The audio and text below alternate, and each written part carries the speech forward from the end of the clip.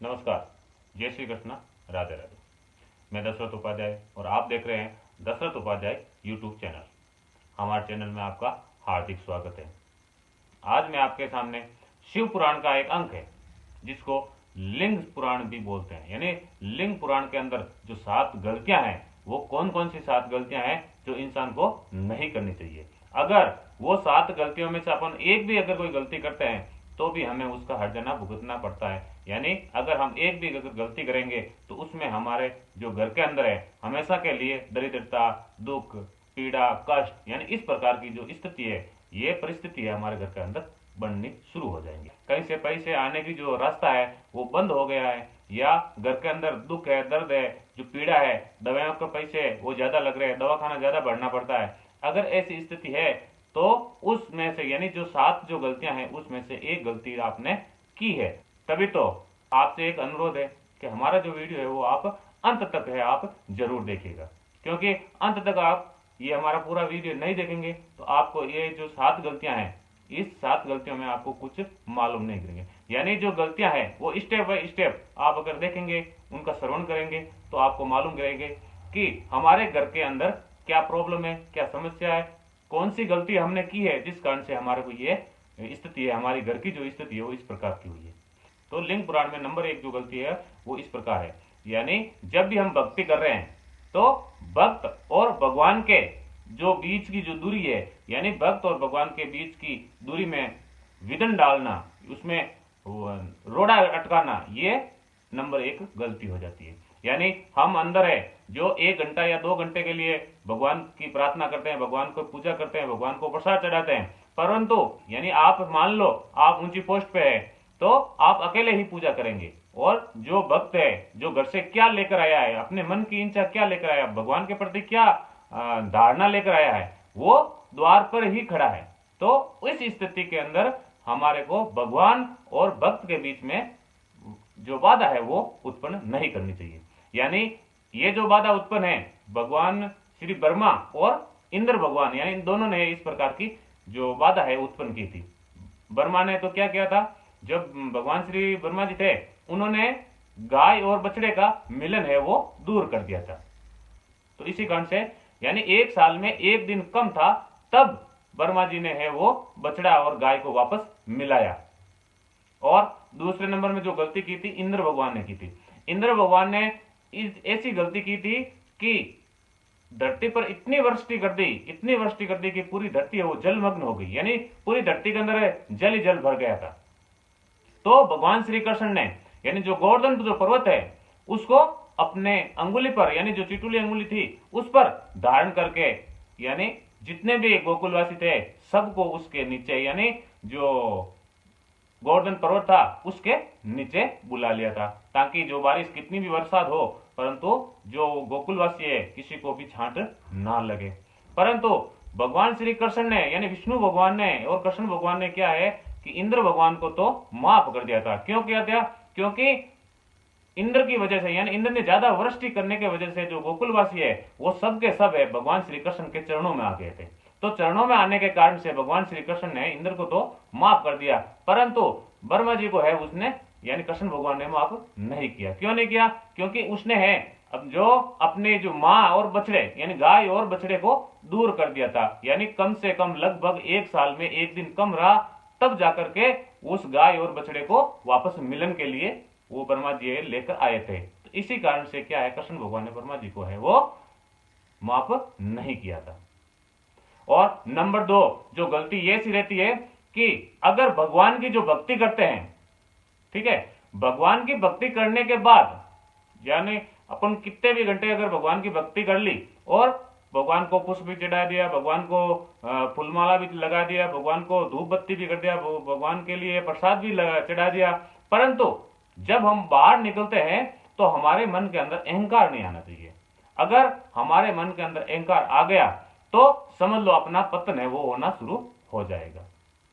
यानी भगवान की अगर भक्ति कर रहे हैं तो भगवान की भक्ति करने के पीछे हमारे मन के अंदर अहंकार नहीं होना चाहिए। अगर हमारे मन के अंदर अहंकार आ गया तो हमारी भक्ति है वो विफल चली जाएगी। यानी हम कितने भी यानी 10 घंटे 5 घंटे 1 घंटे 2 घंटा कितने भी घंटा अगर अपन भगवान की भक्ति कर लेंगे और हमारे मन के अंदर जब तक भक्ति करेंगे तब तक तो ठीक है, और बाहर आए और अपने मन में क्या है कि अहंकार आ जाता है, घमंड आ जाता है कि मैंने ऐसी भक्ति की, मैंने इतना प्रसाद चढ़ाया, मैंने भगवान के प्रति इतने रुपए दे दिए, तो इस प्रकार का अगर अहंकार अपने मन में आ गया तो हमारी जो भक्ति है वो विफल चली जाती है।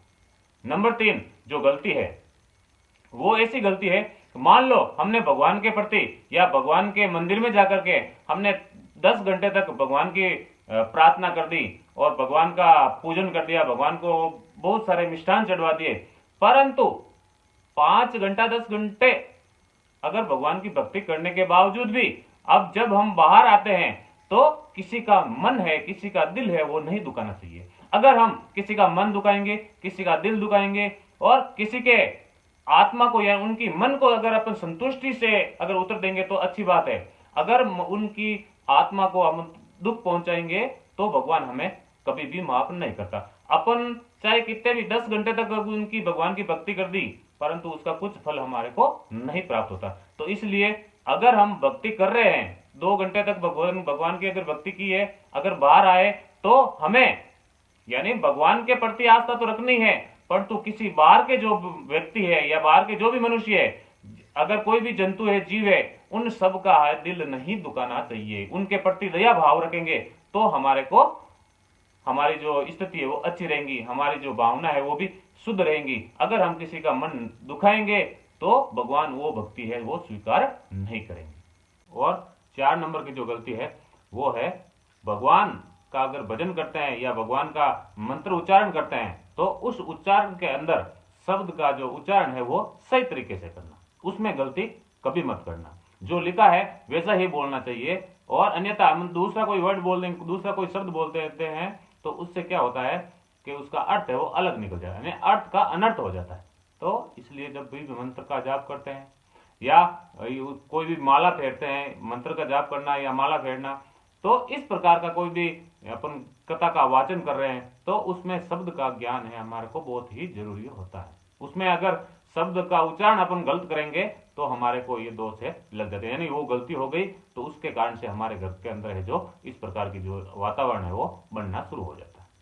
एक दुर्गा सप्तशती जो पाठ है उसको अगर पाठ में एक वर्णन बताया गया है तो वो मैं आपके सामने बोल रहा हूं, बता रहा हूं आपको कि दुर्गा सप्तशती यानी एक गांव के अंदर एक सेठ रहता था, तो वो हमेशा ही अपने घर के अंदर जब भी नवरात्र आते थे तो वो है जो दुर्गा सप्तशती का पाठ है अपने घर पर वो करवाता था, ब्राह्मण को बुला के लेकर आता और हर जो नवरात्र है उसमें दुर्गा सप्तशती का है जो पाठ करवाया करता था।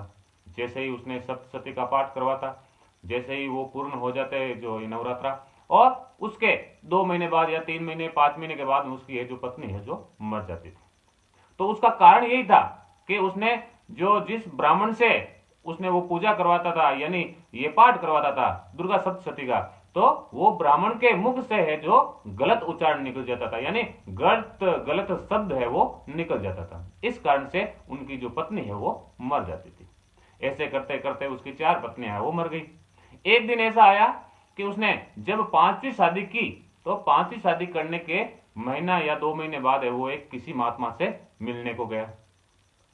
महात्मा के पास बोला, जाकर बोला कि हे महात्मा जी, मैं है जो हर जो ये नवरात्र आता है उसमें सप्तशती का जो पाठ है मैं करवाता हूं पंडित जी से, और जैसे ही नवरात्रा खत्म होते हैं उसके 2 महीने बाद में या 5 महीने बाद में 6 महीने बाद में मेरी जो पत्नी है धर्म पत्नी वो खत्म हो जाती है। ऐसे करते करते मेरी 4 पत्नियां तो खत्म हो गई, 5वीं पत्नी मैं लेके आया हूं, तो मेरे को आप ऐसे बताओ कि जिस कारण से मेरी ये 5वीं पत्नी है वो मरे नहीं, उनकी मृत्यु न हो।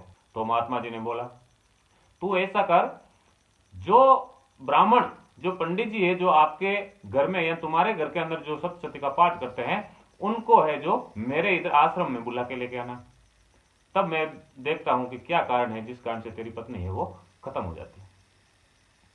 वो गया, जो ब्राह्मण था जिससे वो सप्तशती का पाठ करवाता था उस ब्राह्मण को वो बुलाकर लेके आया। ब्राह्मण आया आश्रम में, और जब साधु महात्मा ने बोला कि हे पंडित जी, आप है जो इस सेठ के घर पे जो सप्तशती का पाठ करते थे, तो सप्तशती का जो पाठ करते थे तो उसमें आप किस प्रकार से करते थे, वो मेरे सामने है, आप बैठ करके ये पाठ करो ताकि मेरे को भी मालूम गिरे कि आप किस प्रकार से करते थे।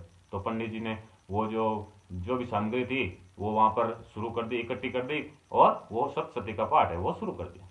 तो सप्तशती यानी दुर्गा सप्तशती के अंदर एक शब्द आ जाता है जिसमें भार्यातु भक्षणंतु, यानी भार्या का मतलब पत्नी होता है, पर उधर भार्यंतु भक्षणम का मतलब होता है बे से, यानी मेरे घर के अंदर जितना भी बे है, जितना भी कष्ट है, उनको है जो आप हर लो। उसका अर्थ तो ये निकलता है, पर तो ब्राह्मण के मुख से है जो नाम है वो गलत, यानी उच्चारण है वो गलत हो जाता है। यानी भार्यातु भक्षणंतुम, यानी मेरी जो पत्नी है उसका आप भक्षण करो, उनको आप खत्म कर लो। तो इसी कारण से क्या होता है कि जैसे 3 महीने 4 महीने जब भी निकलते और उसकी पत्नी वो मर जाती थी, यानी खत्म हो जाती थी। तो इस प्रकार की गलती हमें कभी नहीं करना चाहिए। अगर किसी पंडित से या किसी विद्वान से जो भी पाठ पूजा करवाते हैं तो उच्चारण का अपने को बहुत ही विशेष तौर से ध्यान रखना है। अगर आप खुद भी करते हैं या आपके घर के अंदर कोई भी छोटा भाई है, बड़ा भाई है, या छोटी बहन है, बड़ी बहन है, माता जी है, पिताजी है, दादाजी है, दादी जी है, जो भी अगर किसी भी मंत्र का जाप कर रहे हैं तो उनसे आप वो मंत्र जो जाप कर रहे हैं तो उनको आप सुनो, और उनको जहां पर लिखा हुआ है वो भी आप देख उसका निचोड़ निकालो। उसमें जो मंत्र का जाप कर रहे हैं या माला का जाप कर रहे हैं तो इस मंत्र के जाप में या माला के जाप में कोई गलती तो नहीं है, उनके शब्द में कोई त्रुटि तो नहीं है।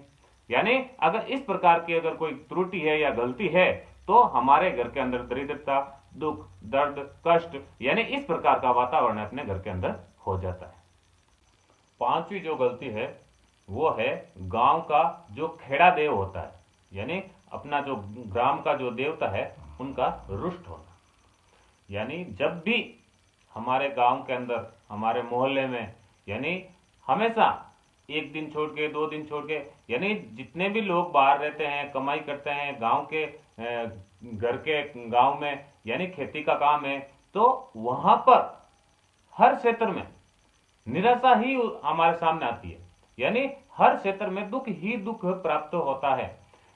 जो बाहर रहते हैं उनका धंधा अच्छे से नहीं चल रहा है, जो भी कार्य कर रहे हैं तो वो सही तरीके से कार्य होता ही नहीं है, उसमें कुछ न कुछ विघ्न आता रहता है, कुछ न कुछ ऐसा रोड़ा अटकता ही रहता है। तो इस कारण से यानी ऐसी स्थिति अगर पूरे गांव के साथ में है तो समझ लो कि हमारा गांव देवता है, अपने जो ग्राम देवता है वो रुष्ट है। यानी हमारा गांव का जो महादेव है, देवों का देव महादेव है, वो रुष्ट है। अगर ग्राम देवता अगर रुष्ट है तो पूरे गांव के लिए ही वो अपशुकुन का ही बात बनती है। यानी पूरे गांव के प्रति, यानी कौन सा भी हो, पैसे वाला हो, गरीब हो या मीडियम क्लास का हो, सबको है दुख का सामना ही करना पड़ता है, यानी संकट का सामना ही करना पड़ता है। तो इसमें यह रहती है कि हमारे गांव के अंदर जो भी बाहर रहने वाले हैं, जो भी कार्य करने वाले हैं, कैसा भी सब गांव इकट्ठा होकर के भी अगर कोई कार्य करेंगे तो उस कार्य में ही परिपूर्णता नहीं आएंगी, यानी वो सही तरीके से, यानी राजी खुशी है वो कार्य नहीं होगा। तो समझ लेना कि हमारे ग्राम देवता है वो रुष्ट है, यानी हमारा जो गांव का महादेव है वो रुष्ट है, तभी हमारे गांव की, पूरे गांव की स्थिति है वो इस प्रकार बनी हुई है।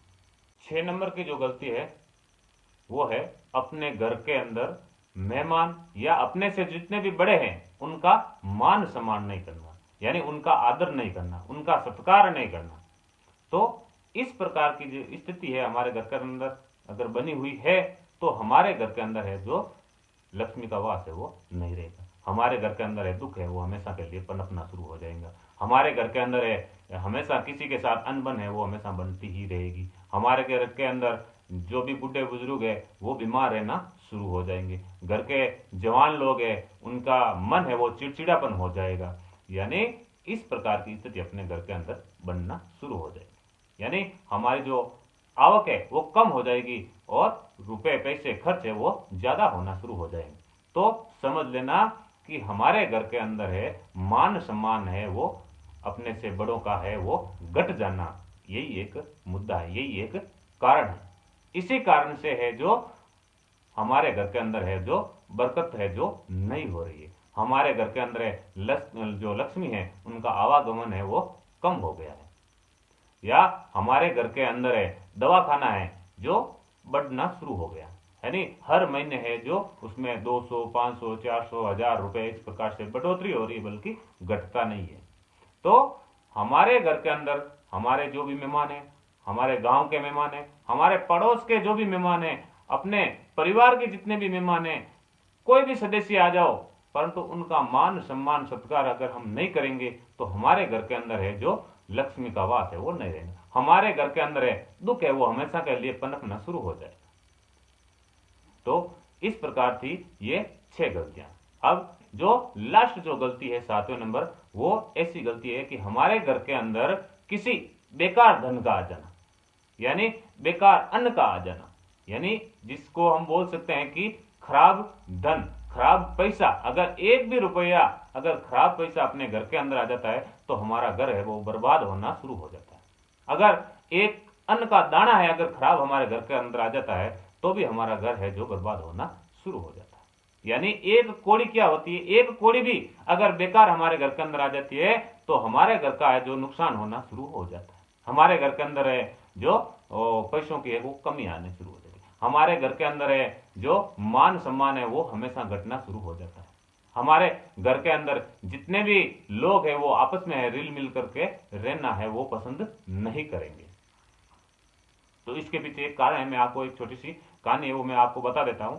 अगर एक गांव में क्या रहता है, पहले के समय के अंदर राजा महाराजा तो हुआ ही करते थे। तो राजा महाराजा हुआ तो करते थे, परंतु जिस गांव के अंदर जो भी आदमी थे, जो भी मनुष्य थे, उनके पास में जितने ज्यादा रुपए धन पैसे थे तो राजा महाराजा है उनके पास रहने नहीं देते थे। यानी या फिर दूसरे तौर से देखा जाए तो घर में चोरी होने की संभावना है वो ज्यादा बनी रहती थी। तो वो पत्नी और जो पति दोनों आपस में मिलकर एक गोष्ठी कर लेते हैं, यानी बातचीत करते हैं कि हमें इन पैसों का करें क्या। तो पति और पत्नी ने मिलकर एक योजना सोची कि हमारे गांव के अंदर जितने भी कोड़ियां हैं वो सब की सब कोड़ियां हैं हम पैसे दे करके खरीद लेंगे। अब जब भी अपने को जरूरत गिरेंगी पैसों की तब कोड़ियां बेच करके वापस पैसे ले लेंगे। तो वो जितनी भी गांव के अंदर कोड़ियां आती थी वो सब के सब वो जितने भी पैसे होते थे और वो वहां से कोड़ियां लेकर आ जाता था घर पे। ऐसे करते करते उन्हें अपने पूरा जो रहने का स्थान है वहां पर बोरे भर दिए कोड़ियों के। ऐसे करते करते दिन बीतते गए। एक दिन क्या हुआ था कि उसी गांव का जो राजा है उसको है जो एक चर्म रोग हो गया। वो बहुत से दवाई पानी लिया पर तो वो चर्म रोग ठीक होता ही नहीं।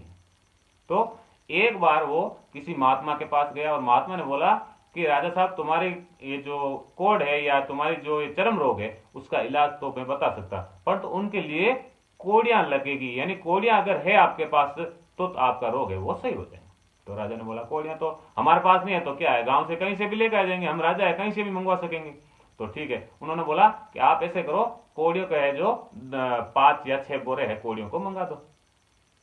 आप उन कोड़ियों को जला करके उनकी राख है वो आपके अगर शरीर के ऊपर लगाएंगे तो आपका ये जो चर्म रोग है वो ठीक हो जाएगा। राजा है अपने मंत्रियों को आदेश दे दिया गांव में जाओ जितने भी कोड़ियां हैं वो सब की सब है इधर अपने दरबार के अंदर लेके आ जाओ। मंत्री लोग जो भी लोग वहां की जो जनता रहती है वो सब गए गांव में और गांव में जाकर सबकी जगह विचार लिया, सबकी जगह पूछ लिया कि भाई कि आपके इधर कहीं पर भी यानी पूरे गांव के अंदर है कहीं पर कोड़ी है मिली नहीं। वो सब वो बात है जो राजा साहब को बता दिया घर पर वहां पर वापस सभा में जाकर के। तो राजा ने बोला तो फिर कारण क्या हो सकता है कि कोड़ियां इतने बड़े गांव में अपने पूरे क्षेत्र के अंदर है कोड़ियां क्यों नहीं मिलती। तो वापस वो दुकानदार के पास जाकर के वो जो मंत्री है वो पूछता है कि भाई कारण क्या है, कोड़ियां आखिर गई किधर, आती क्यों नहीं। तो वो बोलता है कि सुबह जब भी जल्दी हम दुकान खोलते हैं उसी समय एक किसान आता है और वो है जो यहाँ से मेरे पैसे देकर जितनी कोड़ियां होती है वो सब की सब अपने घर पे लेकर जाते। तो उन्होंने वो धीरे धीरे करके उस किसान का पता किया कि किसान है कहाँ रह रहा है। तो वो किसान के पास गए, किसान के घर गए और जाकर बोले कि राजा साहब का हुक्म है और तुम्हारे पास जितने भी कोड़ियां हैं वो सब की सब कोड़ियां हैं वो जो राजा साहब अपने दरबार में मंगा रहे हैं। पहले तो वो किसान ने बोला कि मैं दूंगा नहीं, परंतु राजा साहब के सामने किसकी चलती। तो उसने हाँ कर दी और वो बोला कि मैं है जो अंदर से कोड़ियां लेकर आता हूं, आप ऐसे करो अपना जो बोरा है वो आप यहाँ पर मेरे पास रख दो और मैं वो कोड़ियाँ उस बोरे के अंदर भर दूंगा, और आप है जो ये कोड़ियाँ है जो आपने राजा साहब के पास लेके जाना। वो धीरे धीरे ऐसे करता करता, यानी एक एक जो छाजड़ा होता है या एक एक बर्तन है जो भर करके वहां से कोड़ियां लेके आता है, कोड़ियों में हाथ फेरता है और वो कोड़ियां है उस झोले के अंदर डाल देता है। ऐसे करते करते करते करते काफी टाइम हो गया। मंत्री बोला तू ऐसा कर क्यों ना, एक ही साथ में सब कोड़ियां ला करके इसमें डाल देना, ताकि हम है जो ये लेकर के राजा साहब को दे देंगे। तो वो बोल रहा है कि मैं ये देख रहा हूं कि मेरे इस जितने भी बोरे के अंदर कोड़ियां हैं, इसमें से जो खोटी यानी जो बेकार बिना काम की जो कोड़ी है, वो एक कोड़ी कौन सी है जिसके कारण से मेरा जितना भी ये जो कोड़ियां थी वो सब एक कोड़ी एक ऐसी आ गई है जिस कोड़ी के कारण ही मेरी ये सब की सब कोड़ियां है वो जा रही है। तो मैं वो कोड़ी ढूंढ रहा हूं कि वो कोड़ी कौन सी है। तो इसका मतलब यही है कि अपने घर के अंदर एक सिक्का यानी एक रुपया भी, एक चवन्नी भी अगर खोटी आ गई या खराब आ गई है, तो हमारे घर के अंदर जितना भी पैसा है वो सब को सब बहा कर लेकर चल जाए। और हमारे घर के अंदर एक दाना है अगर खराब आ गया, खोटा आ गया, किसी निकम्मे के घर का हमारे घर के अंदर आ गया, किसी कंजूस घर का हमारे घर के अंदर आ गया, तो हमारे जो खाने वाले जितने भी लोग हैं वो उनकी जो मति है, उनकी जो बुद्धि है वो भ्रष्ट हो जाएंगे और सबके सब बीमार गिर जाएंगे, वो सब उल्टे ही चलने शुरू हो जाएंगे। तो मैं वो बोल रहा किसान, मैं अपने बोरे के अंदर वो कोड़ी देखना चाहता हूं जो एक कोड़ी के आने के कारण ही मेरी जितनी कोड़ियां थी वो सब की सब है वो एक कोड़ी लेकर चली जा रही है। तो उसका हमें यही ज्ञान मिलना है, हमें को यही शिक्षा मिलती है कि हमारे घर के अंदर अगर एक रुपया एक चवन्नी भी अगर खराब आ गई, खोटी आ गई, तो हमारे घर के अंदर जितनी सुख समृद्धि है, सुख सुविधा है, हमारे जितने घर में पैसे रुपए धन है, सब के सब वो एक रुपया है वो लेकर चला जाता है। तो इस प्रकार ये 7 गलतियां हैं। तो आप जितने भी देख रहे हैं मेरा ये वीडियो, तो आपको अपने जीवन के अंदर ये 7 जो गलतियां हैं उनमें से किसी न किसी रूप में, किसी के इस प्रकार की कोई समस्या है या दिक्कत है, तो आप ये जो मनन करना, इसके बाद पर आप मनन करना कि इन 7 गलतियों में से हमने या मैंने कौन सी गलती की है जिस कारण से मेरे घर की जो स्थिति है वो इस प्रकार है। तो इस प्रकार जो ये गलती आपके द्वारा हो जाती है, भूल से हो, जान करके हो, कैसे भी हो, अगर हो गई है तो हमारे को नीचे कमेंट बॉक्स में कमेंट्स करके जरूर बताइएगा। अगर हमारा ये वीडियो आपको, हमारी ये जानकारी आपको अगर पसंद आई है तो हमारे जो चैनल है उसको आप सब्सक्राइब, शेयर और लाइक जरूर कर दीजिएगा, ताकि हमारा जितना भी नया वीडियो आएगा उसका नोटिफिकेशन आपको प्राप्त होगा और आप है जो नोटिफिकेशन के हिसाब से आप है जो हमारा नया वीडियो है वो आसानी से देख पाएंगे, सुन सकेंगे। तो हम फिर मिलेंगे एक नई वीडियो के साथ, तब तक के लिए जय श्री कृष्ण, राधे राधे।